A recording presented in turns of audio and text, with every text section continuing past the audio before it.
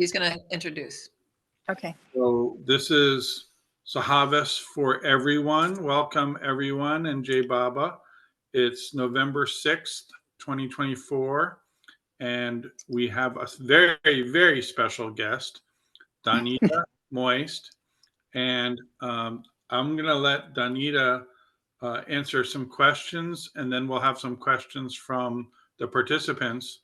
But in the way of introduction, Donnita, would you be willing to share with everybody what your life was like before you learned about Baba and where you were? Give it a little context before we dive right into the Baba part of your story. Tell us a little bit about your background. You mean now as an adult? You know, before you learned about Baba. So okay, that's when I was a kid. Yeah. The before Baba part of your story, because the Baba part's going to be the major part of the conversation, but I'd like to get a little background. Well, it started all back when I was very young, like before 6 or 7, very young. I always felt like I could be one with everything and everyone, and I could feel everyone, and I could, I had this, just such love. I was just so happy and loved. And then I don't even know what age it was, maybe it was 6 or 7 or something like that. And it all went away. It was like overnight, I couldn't feel anything, no oneness. And I was like so upset and so sad. And I thought, what is wrong? Why can't I feel this anymore? And my grandmother was there, Daisy Bell, and I was really close to her. And she was very religious, Southern Baptist. And I asked her, I said, Grandma, how come I can't feel one with everything anymore? Am I doing something wrong or is whatever? And she's like, what are you talking about? And kind of got upset, And then I learned from then that you don't talk about things like that to people because they don't understand what you're talking about. So this went on, and I was, pretty upset and going around like being depressed and stuff. And then it hit my other grandparents went to the First Christian Church, and, I would go with them, and they wanted me to get baptized. So I decided, I went through the schooling. I think this is how I can become like an angel, and I can become one with the universe again when I get baptized. On Easter Sunday night, it was so beautiful in the church, and it sits up on top. They have this big where you get baptized, and all the people sit down below, and the lighting is great. I put on a Muslim robe and go in there with the minister, and he dunks me under the water, and I come up, and I'm thinking, yes. And it was like nothing, zero, disappointment. So I'm like, oh, this isn't it. Darn it, So I decided, and also the things that I heard in Sunday school, things like, if you don't hear about Jesus Christ, then you're going to go to hell. I'm like, what? People like in Africa or something? They go, yes. And I'm like, oh, that's not my God. So I said, no more with the church. And then I went along, and then about that whole thing of not becoming of angel or not becoming a fairy or whatever really hit me strong. And when I was about in 7th grade, I just did nothing. I fell apart. I would sit in the classroom and do nothing. I was like an A student before. I wouldn't participate in anything. I would sit in my chair and smile. The teacher didn't know what to do with me. My parents didn't know what to do with me. So they sent me away. They sent me to Oklahoma to be with my grandmother at the First Baptist Church. So I went over there, and I was happy being with my grandmother. And when we go to the First Baptist Church, I learned a lot of things like, you can't dance because you'll be thinking things. And I'm like, what things? I don't know anything about, and all kinds of things. And I'm like, I don't think this is it. So my parents took me back to the summer, 6, and I was pretty well balanced because I was happy being there. And I went, and after that, I went, where did I go? While I was in Oklahoma, I did decide to read the Bible. Whoa. I read it from cover to cover, and it was so hard and so confusing. And I liked only the Sermon on the Mount. And then even that parts of it was so confusing too when you get in there. But I was like, whoa, this is a mishmash and what? I know, no, none of that. So then I was pretty much okay for through high school, you know, doing sports and things like that. And I was happy. And then when I got to be around, I was very busy, always, you know, working and doing all school.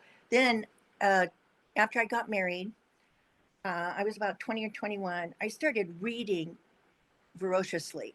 Because I was at home, no TV or anything, had Vanessa and nursing and all that. So I read complete works of Shakespeare, all of Hemingway's works. I mean, I was just reading all the J.J. Wow, Salinger. that's a lot. No, it's a lot because I'm just sitting there nursing, you know, like this with a, you know, and then I got to this book, J.D. Salinger's book. J.D. Salinger, Franny and Zoe. Oh my God, I had never read anything like this. It was so completely different than anything I've ever read. And it made a huge impact on me because Franny in the book um, started reciting the Jesus prayer. And it came from this book called The Way of a Pilgrim about the one-armed Russian who went around Russia and the Ukraine reciting this prayer to become one, like with God. And I'm like, well, oh my God, there it is in the book. What I was thinking about all this time about becoming one again. Where, you know, so I had to get that book. I mean, after Franny and Zoe, I had to get The Way of a Pilgrim, and so I got that and I read through it, and I thought this is great. And then also, just to jump in there a little bit, this was one of Jane Haynes told me this is one of the books that helped her come to Baba too, was Franny and Zoe. And so then after that, after reading that, I thought I started reading, you know, all of this stuff, Siddhartha, Yogananda, you know, The Prophet, you name it, all the books that we all read at, maybe because you guys are older, younger, but that we all read at that time and we passed them around. And there was a girl in my neighborhood that was also reading, and she was was under Yogananda. She was doing Yogananda. And so I said to her, hey, first I have to tell you how I found the Baba book. Yeah. So Yeah. yeah, I want to Oh, hear. but there's a little bit. First, I have to say another thing. I did take a course at UC Riverside called States of Consciousness. And they had all different classes each week, like dream theory, split brain, and then Dr. Thich Nhat Hanh on Buddhism and meditation. But also one was Alan Cohen about Meher Baba. And he showed a movie there. And it was a movie of Baba at the center at the birthday party. And he said, now you got to look at his hands, you know, because he's always, you know, and he's moving the universe or something, you know. And it was like, you know, and you're like, oh, wow, this is interesting. And the class was very interesting because every week we got somebody new, you know. But I didn't really recognize Baba then, or I actually thought he said mayor, like Mayor, not Mayhair. And I'm like, he's a mayor, you know, okay. But what did impress me was Buddhism, Thich Nhat Hanh and the meditation. So then started going down to meditation retreats in LA, 3 days, working, being completely silent. And I was pregnant with Josh at this time. And I, unbelievably, that helped me so much. It focused me. I used to be a pretty scattered person, and it really focused me in, and being silent for 3 days and doing the mantras and, you know, saying them. It was beautiful. I loved it. Amazing, amazing. So you Yeah, heard about Baba first from that course. yeah, it was the first time I heard Mayor Baba's name was from Alan Cohen. Amazing, amazing. And you And he know, showed, does everybody know who Alan Cohen is? yeah, pretty much, yeah. And Okay. then and he showed a film. You said Yeah. that's amazing. So you At, saw at, Baba's at film Myrtle too. Beach. And I've seen the film again, you know, now since Yeah, I've been, yeah. you know, What? but So what year was it that you would have been in that class and heard Baba's name from Alan Cohen? mm, it'd probably be around 71 or 72. That's what I was thinking. Yeah, 71, probably 71. Yeah. So, So how yeah, did but I Baba didn't come up? recognize that. I didn't recognize that I knew that until I actually became the Baba. But let me get to the part of how Yeah. How did you come to Baba? How did that get advanced? okay, that got advanced by the girl that lived in the village. I said, hey, she was Paramount. We would trade books, all the time. And I go, hey, I got this book, and I read it. Oh, my sister-in-law gave me a book from the local Pickwick bookstore called Listen Humanity. And Josh was 2 months old, and this is 1970. What? 2, 3. And I started reading this book, Listening Humanity, and I got to the part of loving God, and I just cried. I cried my heart out. I mean, it's like, this is what I was looking for. I've been looking for this. And then in the book, it said there's this book called God Speaks. And I go, oh my God, I got to get this book. I don't even know where to get this book, And because there's no internet, there's no nothing. We're back in the 70s, So I told my friend, and she goes, oh, I come from Pasadena. And I remember seeing some Baba buttons. Let me see if I can find out, if they have a bookstore or something, where you can get this book. So it wasn't until July of that year that she found it, and we decided to go in her junky car. Remember, we were all poor, super poor, and we had to put the kids in the car, and we had all babies, no car seats, no nothing. So we had Vanessa was there, baby Josh. She had, of course, a little girl, and then she was pregnant. And her car was some old English thing that we had to jump start it every time we started it. So we go down to LA. It's super smoggy. This is like the worst time in LA, and it's so hot and no air conditioning. Roll the windows down. We get down there to the bookstore and park there, and we go inside, and beautiful bookstore, the white bookstore down there, and Judy Stevens is there welcoming us to, the bookstore. And I go, look, we came down here for the book God Speaks. She goes, oh, I'm so sorry, it's out of print. I couldn't believe it. The hard ordeal to get there, to get this book, and not there. So I said, well, she goes, you might be able to go over to the Bodhi tree and see if it's there. And I said, well, okay. But she's, of course, telling us, oh, look at these Baba pictures. And we have meetings. And I'm like, oh, I don't know if I'm into a meeting or not. But, yeah, on Friday nights, it's a long ways. It's a 2-hour drive for us, but on a Friday night. And we're looking at the posters. I like the posters. So I got a poster and some other stuff. And I don't know if I got the discourses then or if I got them over at the Bodhi tree. Anyway, that part, it was 50 years ago. So anyway, so we get the discourses somehow. We go back home. Of course, we have to jump the car, and nobody's going to jump us because they say, you're going to blow up my car. And we have these little babies, It was kind of the ordeal. But it was wonderful because once we got those discourses, we decided to have discourse meetings, and the three of us, and we read through the discourses twice, through it. And then we were going to the meetings, and people were coming back from India and talking. And then my friend also came to the meetings, and with her 2 kids now. And so she came to the meetings, and we're all talking. There's people going to India, but I didn't really have a desire to go to India. It wasn't something that I thought, oh, yeah. And anyway, I was weighted down with just supporting the kids and stuff. So next thing I know, I get a Baba dream, the only Baba dream I've ever had. Never had another one. And he's sitting, and I'm sitting like on the floor with my head on his lap, and he's stroking my hair. He doesn't say anything or anything. It's just that. And the love. Oh my, I was just overwhelmed with the love. And I thought, oh my God. Oh, and then the next morning, I woke up and I'm like, I think I have to go to India. And how am I going to go to India? No money, all these kids, And I'm like, oh, okay. So I decided that I was going to get a real estate license with my and work for my family's company. And I could pay my girlfriend who wants to go to India good money to watch my children while I'm working. So it took about a year and a half to scrounge some money together. And of course, it wasn't popular with my family because I'm like, everybody's like, oh, you're going on vacation? Yeah, I'm going to India. My dad goes, stop telling people you're going to India. Why can't you go to Hawaii like a normal person? You know. But yeah, we get the money. And so we go in August.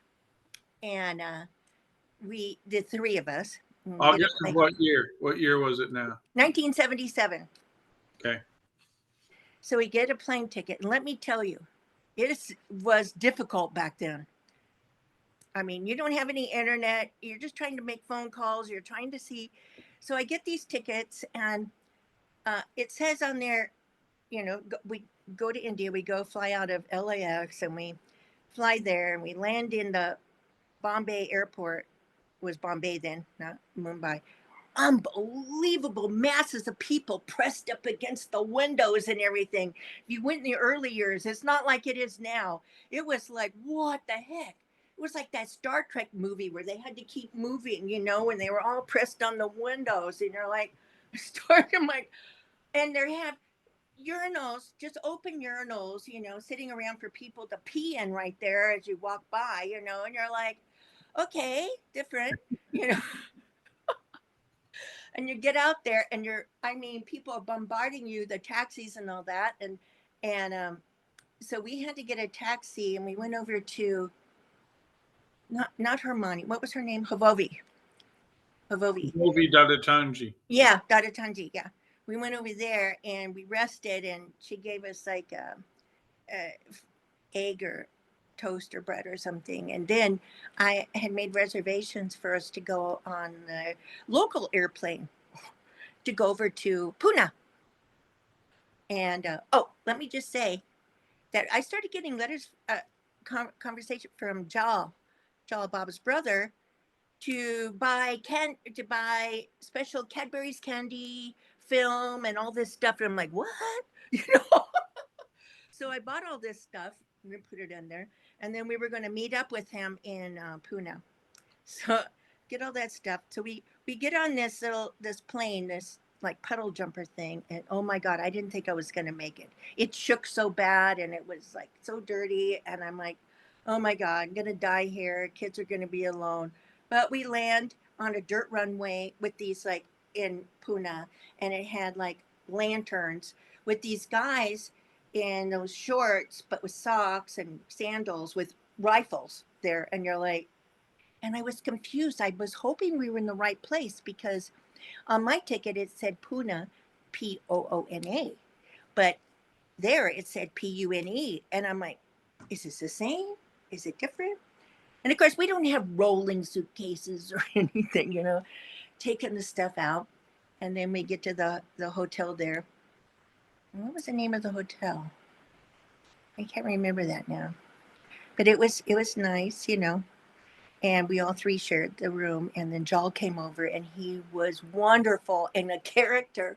I mean, he was so funny. He was telling about his Hollywood experiences, and how he loved Hollywood and the stars, and he loved California, and then told, he was just a character. And he took us all over, showing us the Baba sites with such a sense of humor.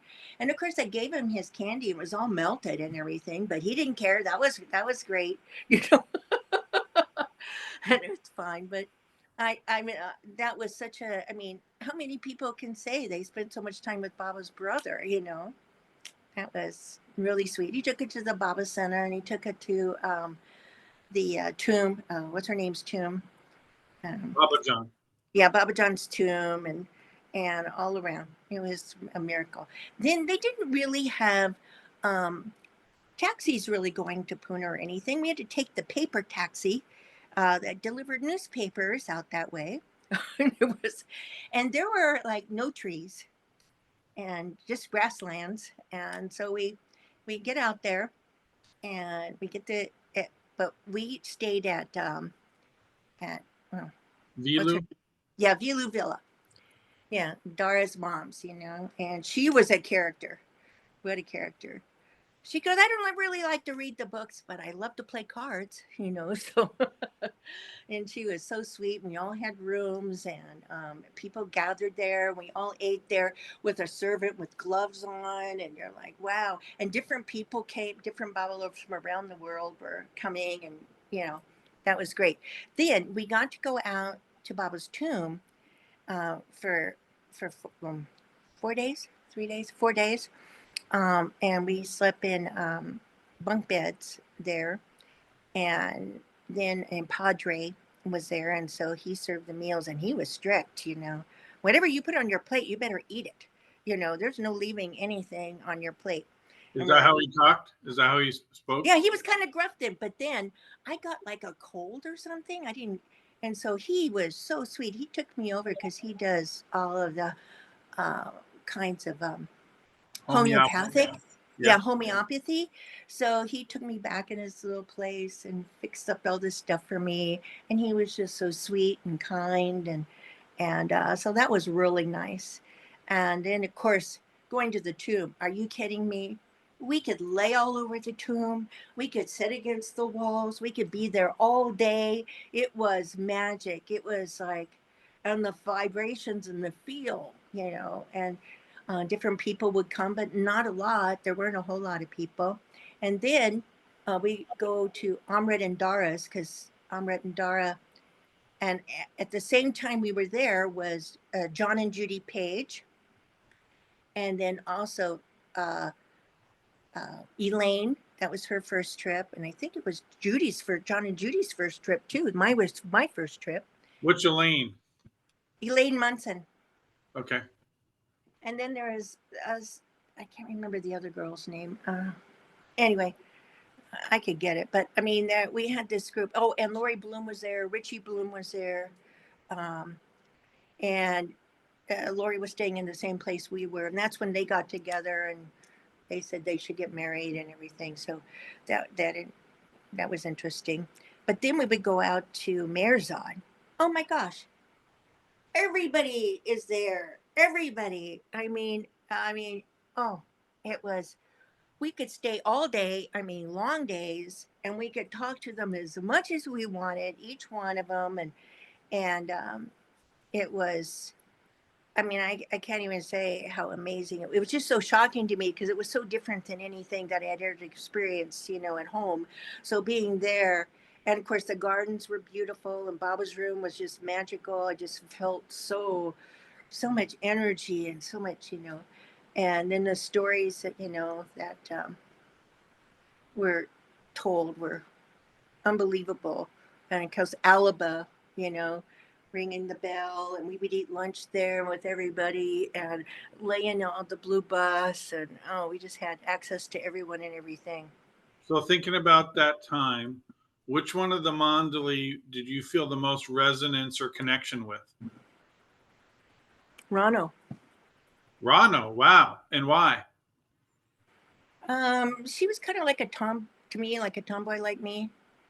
And she was a strong kind of person, and she told me stories, blue bus stories and funny stories and fights that they would have. And she told me that this is a good story. She said when they were doing the blue bus tours, Baba's Eric told her, now you have to, she was in charge of the luggage, you have to keep all of them in there, all of the women inside the blue bus, and you can't let them out, but you can't tell them that I told you have to keep them in there. So can you imagine? And they had the dog, Margaret had a dog. And she said it was just so stressful and everything. And then finally he came and said they could get out.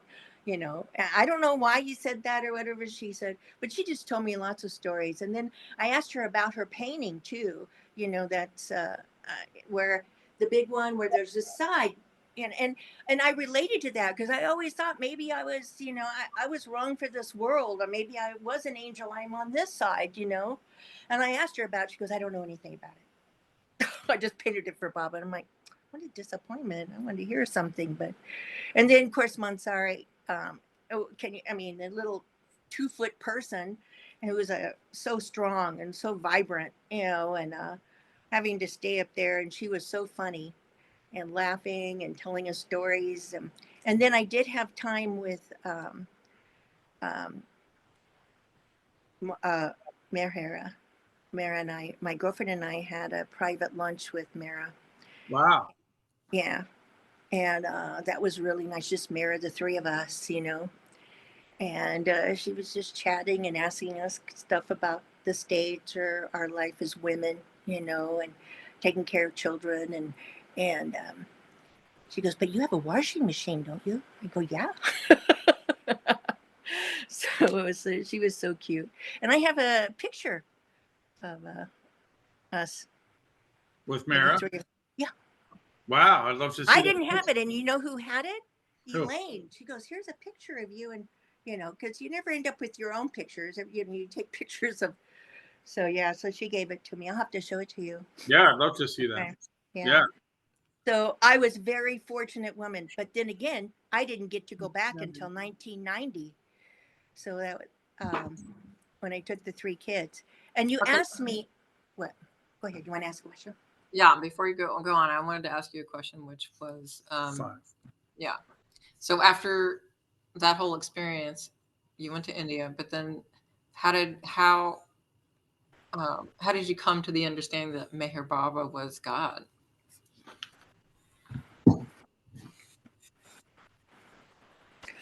Well, that wasn't I guess I didn't really think of him as God then. I didn't really care. I was just thinking of the oneness, the universal kind of thing, not like an individual that was God. I don't know.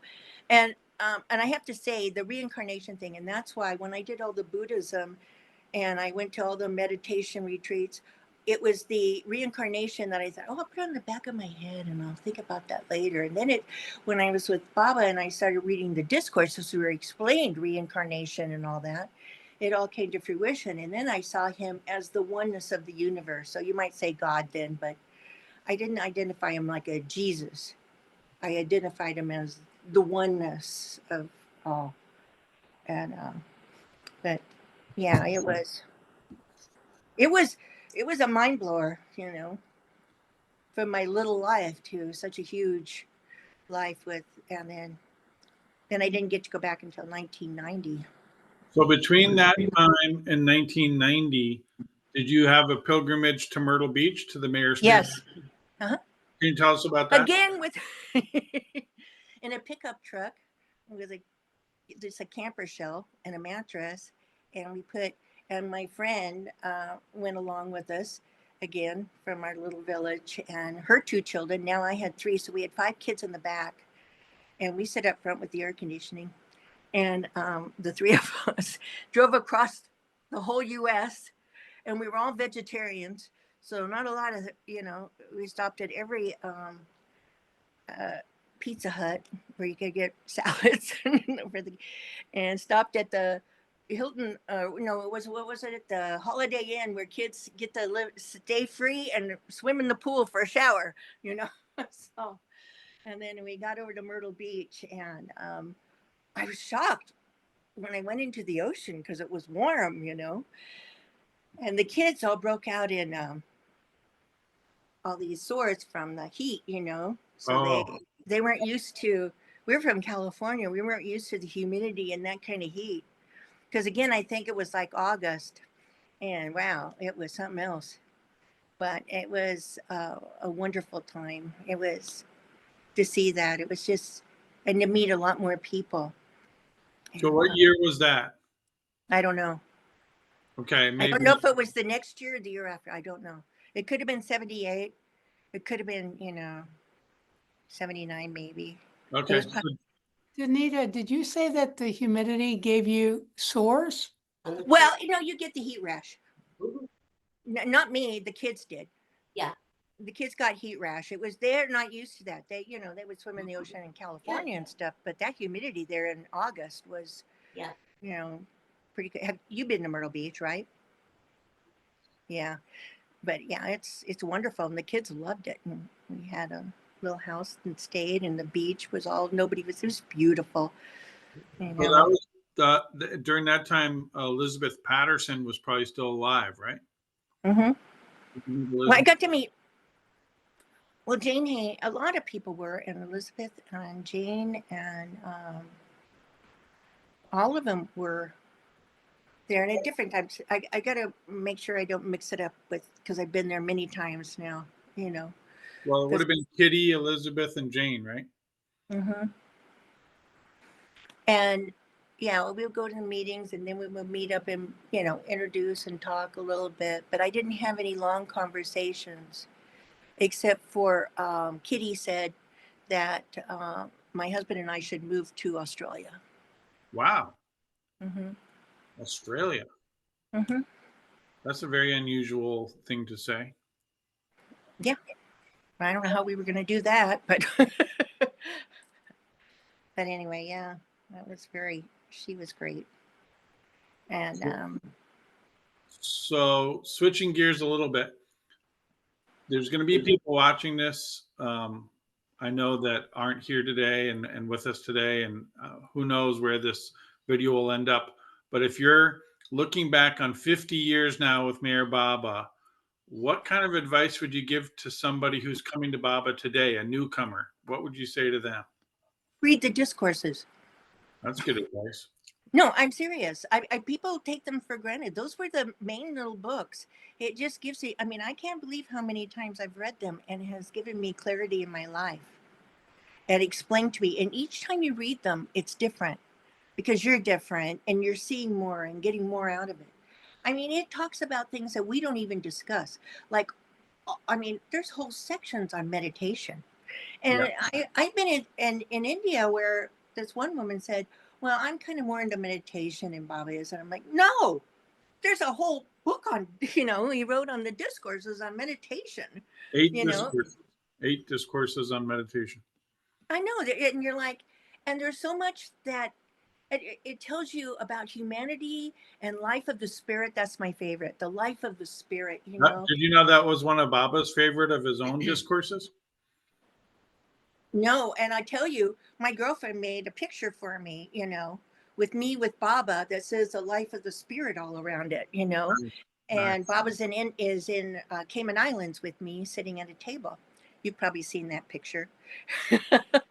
Because I even Baba, I always talk to people about the life of the spirit and, you know, Yeah. how we reclaim everything for Baba, how we reclaim politics, how we reclaim art, how everything you reclaim it from how it's gotten dispersed and reclaim it to be one with him. Yeah. So and it tells you everything you need to know. I mean, God Speaks gets a little, you know, technical, and it's hard for you to mesh that with your everyday life, you know, but not the discourses.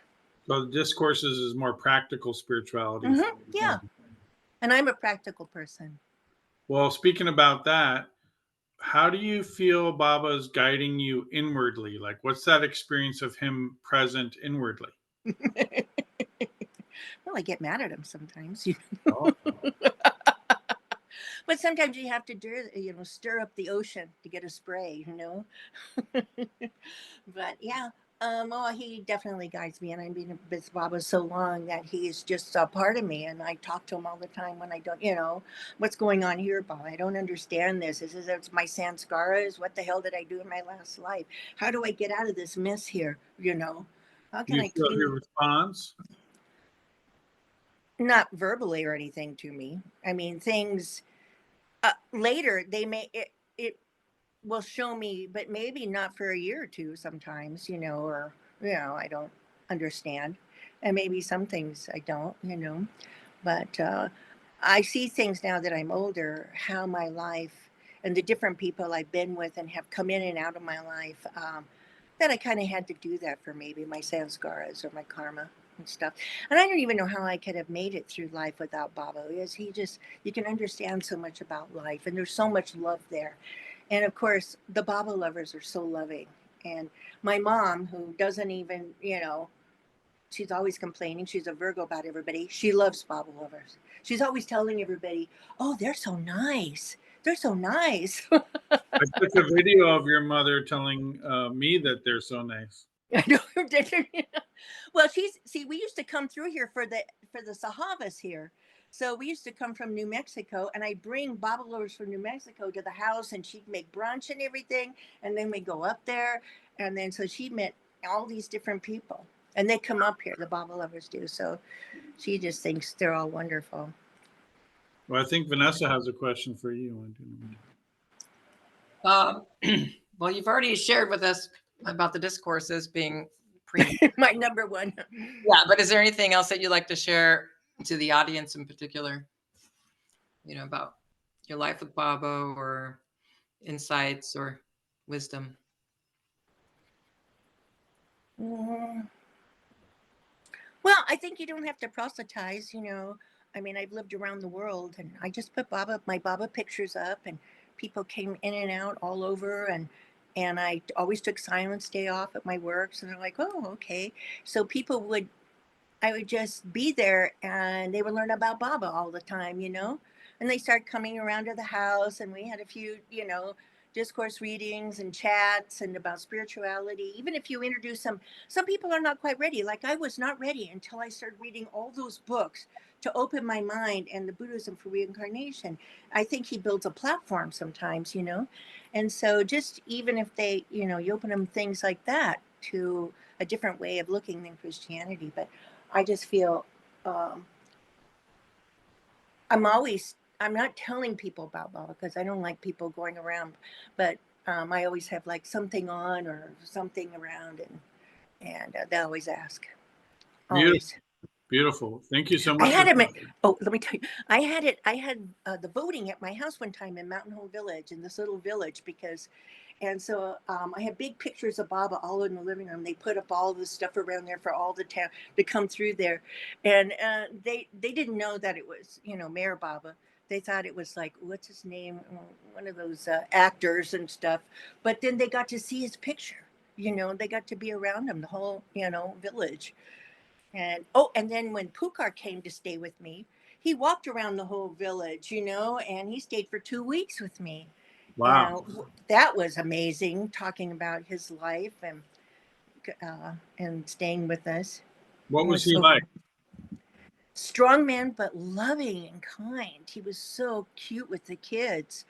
And he said that where I lived, it reminded him of there where St. Francis was. He said that's because in the village where I lived, and with the stream and all that. And he was so good because I had all those 3 little kids, and I had them all day, and so it was really nice. Awesome. Well, I want to open it up to Ken and Donna and Diane and Terry and Ralph, and see Hi, Diane and Terry. If anybody has any questions for Donnita, this is an opportunity. Yeah, I see your hand up. Go ahead. Donnita, I was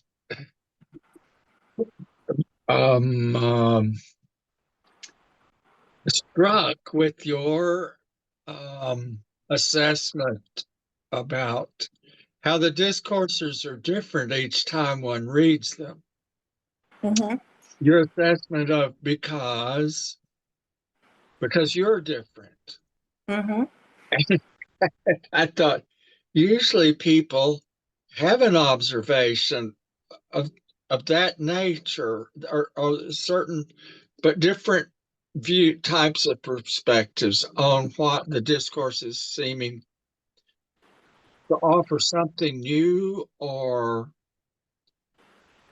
Well, Bob explains it in the discourses. With each reading, that it's like you read for the first time in a way. Well, Baba explains it as a flashlight. Sometimes when you're up close, you only see this amount, but as you pull back and you pull back, you see more and you see more and you see more of what it really is, And sometimes I think, when we're first reading, our brain is, we're small, we're just taking this in, and we're just, and then we read through again, and because we read the other parts and stuff, it's assimilating. Now we see the bigger picture, and then we see more of the bigger picture. But I thought his flashlight, example was excellent. Yeah, that's great. That's great. I see Diane and Terry, and then Ken. Hi, sweetness. I'm giving you a hug. We're both giving you hugs. Oh, thank you. You look Or really the LA wonderful. group is here. In the house, in the house. I've always found it fascinating to talk with Baba children who take Baba in as part of their life, not just what they were raised with. So I only know Vanessa as one of your 3 children, but can you talk to what it was like teaching your kids who Baba was, and then dealing with the fact that friends, yeah, coming and going, that I never taught them about Baba, but Baba was everywhere. And Baba was with their friends. I mean, the Portia and Zach in the village and their parents. And then what's the when we village you mean? What Mountain village? Home Village. It's in the San Bernardino Mountains. I lived in this little village with a stream. It was beautiful, and she was there, and her kids were like Baba lovers, and so everybody was just around getting it. But I never sat down and taught him anything because it was too young. But then we would go to the LA Sahavas every year, but it was up at the Pines, and they had kids programs and kids stuff for them, and yeah, it was. So Vanessa can say to that. I mean, it was just that, and we talk about Baba, and then we would go to the LA. We would go to down to. I didn't go to India with them because I had no money to do that until the '90s. Then I took them, all 3 of them, to India, and that. And are all I know Vanessa's, but are your other 2 Baba lovers? Yep. Yep, all 3 of them. Okay, Yeah. Ken, I see your hand up. Hi, mostly just wanted to say thanks for sharing all that. And it brought back a lot of memories. My first trip was similar in so many ways. I went in July of '75 to India. Ooh, earlier. And, the airport and all. I know you had the You same remember airport the experience. smell and the energy in the middle of the night and the people. And but I took the train from Dadar, I guess, or from. And the second time I took the train, yeah. And I missed Chal. So I had written to India, and when I got back from India, there was a letter from Chal that had arrived the day after I left, I guess. And in it, he told me to bring pens and bring lots of this kind of. And I think if I'd read it beforehand, I would have been a little freaked out because it was just, it didn't seem very spiritual to me. Where I thought that too, but I thought, I didn't want it. Okay. But I did think that same thing. This isn't like very spiritual, but that's the thing I had to get rid of too, of what you think spirituality is when actually it's very mundane sometimes. Can you say more about that, Donnita?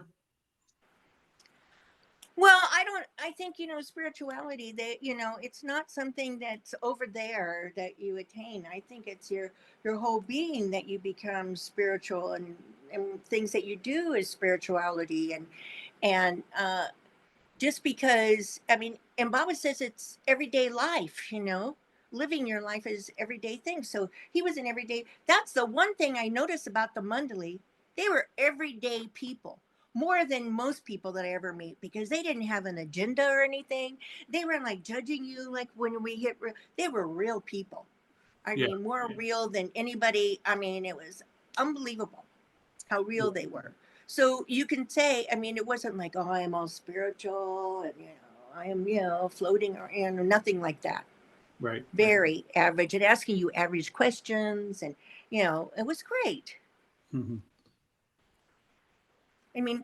Did you ever have the Mandali asking you about your spiritual self, what you're, ask you about? No. No. And then they would tease you. I got teased so much, by them. Yeah, I remember one story from Erich where he said the guy used to come, and after Baba passed away, guy used to come to Mandali Hall and say to Erich, when you were with Baba, did you ask him about blah blah? And Erich would say, no, I never asked about that. And he says, no. Did you ask him about da da da da da da? And Erich said, no, I never asked about that. And the guy eventually said to him, you had such an opportunity and you didn't ask him all these things? And Erich said, Man, you have no idea what it was like. You would have shit your pants if you were sitting in front of Baba. And the guy shut up. No, he would just ream me out too, and yeah, they just don't cut any slack either about stuff, I mean, that time that I brought, and Monty too, that time I brought the Irish guy that I worked with in Qatar, and it was so funny. We're coming along, and Monty had just come out from her operation. It was so exciting to see her on the porch. Oh, Monty, oh, hi. I go, this is my friend Jerry. He's from Ireland. And I felt like I was like pushed over. Oh, Jerry, you're from Ireland. Oh, I had Irish nuns. I love them. I love them. Oh, what? You have to come to lunch with me. And I'm like, what am I? Chopped liver or something? I don't, heck with you, But then, he had a wonderful time, and that was a real, and I don't know. And then the time with Erich, then I go in with Erich. I'm sitting there, and he asks, "Oh, who's this?" And Jerry going, Jerry from. He goes, "Oh, well, how'd you get here?" "Oh, from Donnita." "Really? Did she tell you about Baba?" "Yeah." "Well, what did she say?" And he says a few little things. He goes, "Really? That was it? She didn't say this. She didn't say that. She didn't really, Donnita. That this is what you know." And I couldn't tell Jerry because I was in a living room with all these Muslims around me, and he's asking me questions on the phone, and these guys are listening. I'm like, and then he says, "Well, I'm not gonna. Maybe I'll come. I won't." And then he shows up, So but it's just so funny how they would tease you and kind of ream you. But I took it as affection, and Yeah. so. But when you talk about, is that spirituality? I mean, they didn't talk about spirituality like that. They were just so fun. And same thing. I remember when I first met Kitty Davy, 1986, and because we had to meet her at that time when we were new to the center, we had to meet with her at least once. So I met with her and we had this very brief conversation, and then she said, "Can you come back for lunch?" And I said, "Sure." Yeah. And then so I came back for lunch, and it was Kitty and Margaret Krask was there, and I think there was a third person, but I don't remember. I took some notes anyway, and I was really interested to hear what Kitty and Margaret would talk about over lunch. I thought it was going to be some discourse I'd never heard coming out of their mouth. It was nothing like that. It was just very mundane. And then I remember an airplane. I remember this so clearly. An airplane flew over the center, and it flew in such a way that it was like, you thinking it's flying right over your head. It was that loud and close.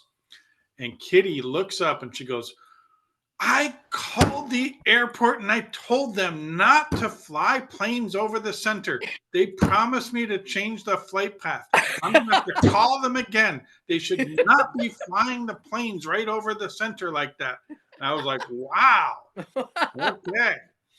But for me, that was a great lesson in spirituality because I knew Kitty was spiritual, but I didn't know.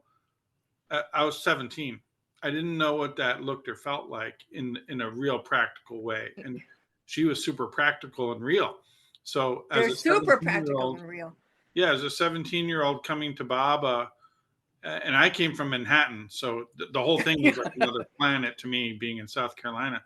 And so hearing that and seeing how she functioned was just incredible. Yeah, that's why it's so funny if you see people that act like they're all spiritual or I'm all this, that's not what Baba wanted or the Mandali at all, because they never acted ever. They acted like they're your best friend and sweet and kind and chat with you on personal stuff. And it was beautiful. Vanessa, did you have more that you wanted to ask or say? I don't think I have. I think I used up all my questions. No, spontaneously. Oh. Not. I was just going to say, do you want to share anything about Delia? Oh, Delia. Well, you could. Delia. When I went in '90, I wanted the kids to see as many of the Mandali that were still alive, And so when we went to India, we saw them. Then we stopped in London, and set it up to go see Delia. And we were all, you were there too. And so that was really nice because she's quite old, you know, quite elderly. Then she died not too long after that. But I was sad because the kids didn't get to see as many Mandalay. Oh, I'll have to tell you one thing about that. I was so upset that when I came back from India and everything, because I had searched for God since I was a kid, something, the oneness, you know, and I was so upset that I didn't get to meet Baba. I thought must have done something terrible. I mean, I only missed him by a few years. I mean, how could that be? How could that be that I could miss him when I wanted him so badly? And, you know, and then later I thank myself because I was so fortunate to meet all the Mandalay, you know, all of them, and have chats and sit with them for hours. And you know, I was just being in the presence with them. I mean, how lucky was I? But I really felt bad that I didn't get to meet Bob. I was, you know, really hurt.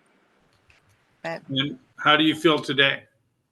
excellent. I was lucky and I was charmed. I'm not saying that Baba gives you everything. No, you have to kind of fight, you know, work on yourself. Effort And and go through grace? Like effort and grace? effort and grace are being effaced. Wow, you sound like a rapper now.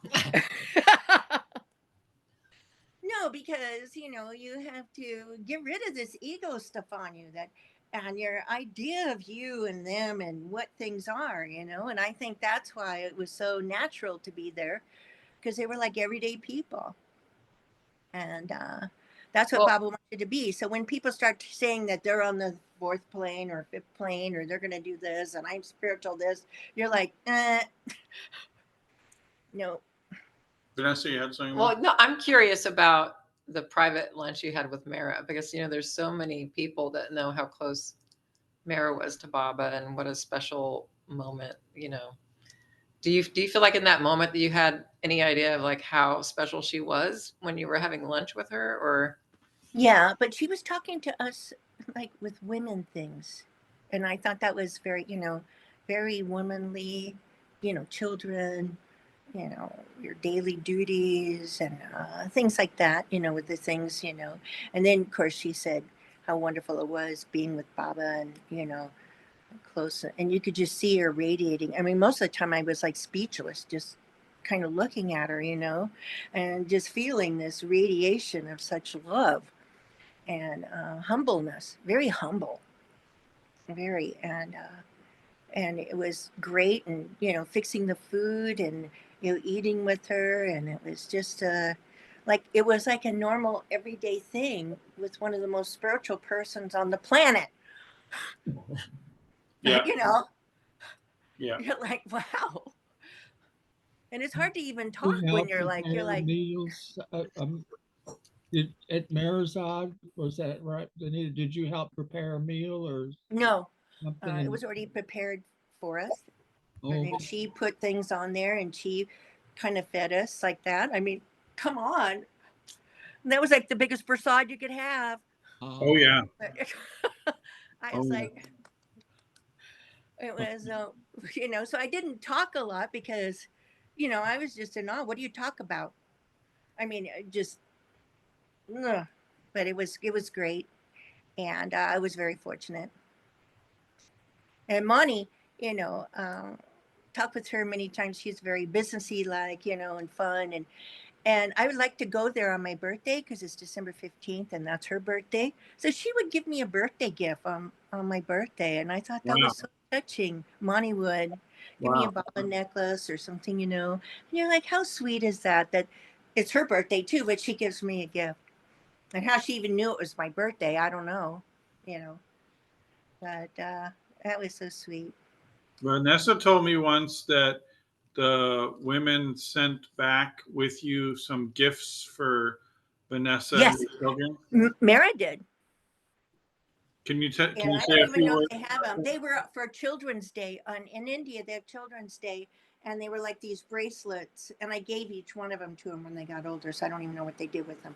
But yeah, she goes, "You take these back for the kids." That was from Mara. That was from Meryl. Beautiful. She was. Am I fortunate or what?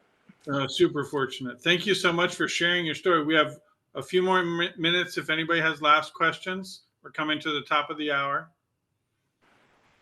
Go ahead. For the people listening to the recording's sake, this is the day after the election. I'm not talking politics, but can you talk to when you have absolutely no control of something, yet whatever is happening affects your life greatly?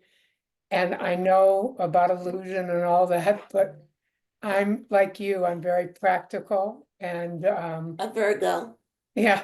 How Well, I'm a you- Sag, so Oh, I thought you said Virgo. December 15th. Oh, right. How you got any advice for a fellow traveler? well, I was heartbroken too. And I felt sick, pit in my stomach.